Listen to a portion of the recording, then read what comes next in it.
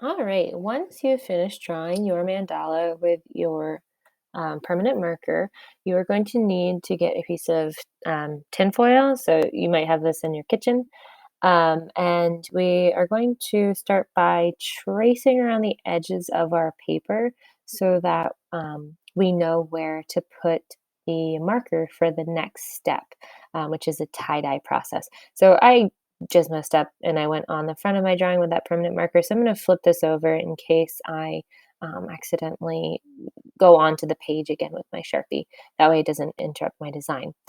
So now that I have this square, this is the area that I'm going to be adding color to. For this step, you're going to need washable markers. This is really important. You don't want to use permanent markers or alcohol-based markers because it won't transfer to the paper. So right now I am just coloring right on top of that tin foil. I'm not making this look pretty. I just am focusing on filling the space. It's okay if things look a little scribbly or if they go outside the lines. Something to consider as you do this is the choices you make for the colors. Colors that are on the same side of the color wheels, like warm colors, so red, orange, yellow, are going to mix together nicely. If I put orange next to blue, where they overlap might turn a little brown or muddy because they are complementary colors and they contrast each other.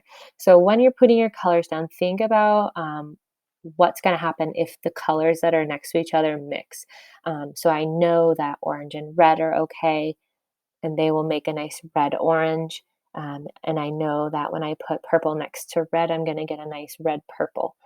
So definitely think about where you put your colors and just filling the space. Don't worry about it looking pretty right now. You could also color in different patterns like starbursts or um, stripes. However, you want to add your color, that's okay.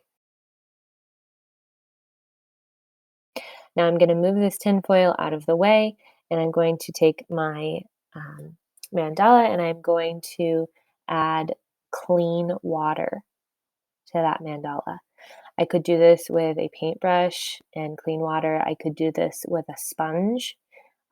If you have a spray bottle that you could use that has clean water in it, you could do that. Use that. So now I'm going to take the tinfoil back in front of me and I'm going to place my drawing on top of the tinfoil.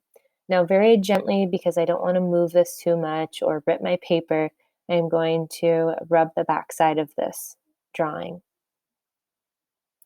Once I feel like I have gone over all of the edges, corners, center, I can pick this up and I will end up with a tie-dye effect on top of that drawing.